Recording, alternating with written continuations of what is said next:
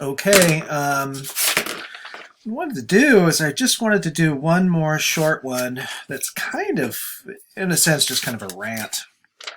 Um, let's see if I can look my notes. Add photos instead of importing. So, okay, I mentioned previously, I feel like I've already screwed the whole class up in a sense by being too I'm too trusting. I'm too trusting of what's her name, Julianne Cost, the woman who was in that Lightroom video. She's sort of a well-known Lightroom and Adobe pundit. And, I watched that video last week and it more or less made it sound like Lightroom CC, the cloud version, and Lightroom Classic are fundamentally the same thing, just a few minor differences. And just to make sure I knew what you guys were going through, I downloaded CC and spent some time working with it, and I really hate it. And so I want to just go on a little rant about why I hate it. Here I am in Lightroom Classic. Now, and by the way, what is very clear, very, very clear, is that CC is not fundamentally just about using the cloud as storage. Lightroom has very, very clearly sort of made CC to be, I want to say easier, but when I say easier, I don't mean easier. I just mean that like you're able to use the CC version without knowing what you're doing, whereas Lightroom Classic, it requires a little bit of know-how to set up the catalog, etc. In the first place, right? The idea that you are you have a nesting order, a stacking order to your files when you import your files, etc. And I think what they did is they tried to create a new version of Lightroom that doesn't doesn't force you to do that, and in the process they've made a version of Lightroom that lets you play, it lets you still, work on things without really understanding things. So, what they have in common. In Classic, they call it the library. Let's see, let me pull up the other one. In this one, they don't even call it library, they just call it my photos. All right, so here in Lightroom CC, by the way, I left this here just so I could be reminded to tell you why I hate this damn program. Your cloud storage is full. Upgrade now to continue syncing new photos.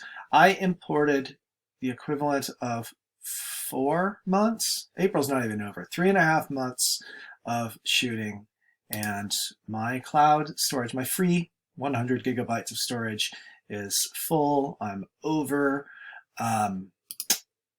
Now I would have to upgrade my storage. That is only 1,200 photographs. Now, don't get me wrong, these are big files. This is a big camera, so smaller cameras, you're going to get more files, etc. But I'm just pointing out that part of what Adobe's big master plan here is to get you to pay for storage forever. And when I say forever, I am serious, because you've got to ask yourself, where are your files? For you to ever have a photo that you are using Adobe Lightroom cloud version, for you to ever do anything with those pictures in the future, you're going to have to do it through Adobe Lightroom cloud version. Otherwise, you would then have to download all of your files from the cloud and then put them elsewhere. That is assuming that you are not maintaining local storage, meaning a set of hard drives there on your desk right now where you're also adding things, okay? Which, if you are, great. Go ahead and use Lightroom Classic because it's better. It can do more. It's a better machine, or better, software. So let's get rid of that.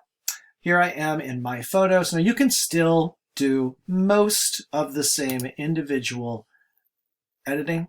The only thing I didn't come across here in, well, one thing actually I want to point out is Lightroom CC here is trying to make things a little easier for you. By easier, I just mean like straight off the bat. So for example, I'm going to just find a random photo here that's got a bunch of color in it because I want you to see that you can just start by just using the different color profiles that are right here, and those color profiles basically change the saturation and intensity and contrast straight off the bat. Okay, so it's a quick, cheap, easy way to just sort of take a product off the shelf, so to speak, and just apply that to your photos. The other version of Lightroom also has things like that, but is designed for, you know, much more control on your part, and you can sort of create different profiles and save them. The one thing I didn't come across in here was a way to change the saturation of individual colors. Maybe that's just on me. I didn't dig that far into it. Let's see.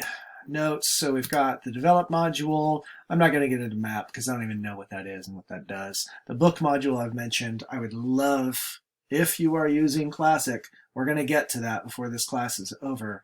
If you are not using Classic, then what we're going to do is we're going to have you sort of create edits, and then we're going to have to move to maybe making PDFs or something, some other way to sort of turn things into book sequences. Classic also has the slideshow module, which allows you to create a slideshow, sort of like a little mini portfolio of sorts. I actually do that for certain clients sometimes. It's a good sort of slick looking way to bundle together a portfolio of images and send it off in PDF form. And then the print module, which if you look up the links that I made for how to make contact sheets, you will see that you can make contact sheets here in Adobe Lightroom Classic. There, for example, something like that. But you can't do that at all in this other version. That's just not a feature.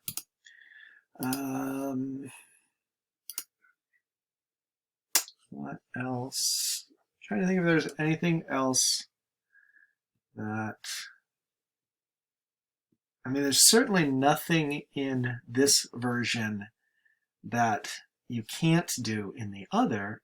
It's just that the other requires a little more knowledge, you know, like you have to learn what you're doing. This, I feel like this really is a software that's been designed so you can literally just drag your photos in and they automatically import without using the word import. You're just putting them in there and you're adding photos to my photos. And so that's what I mean when I say it's a program that's designed to let you use it without knowing what you're doing. Okay, and I'm here to teach you what you're doing. So there are a couple things here. Yeah, so sharing is basically like this is designed for social media kind of stuff, right? I don't know what connections are. I don't have any connections with anyone. Yeah, I mean, I'd have to dig into that, but it's basic simple sort of export settings with specific softwares and whatnot in mind.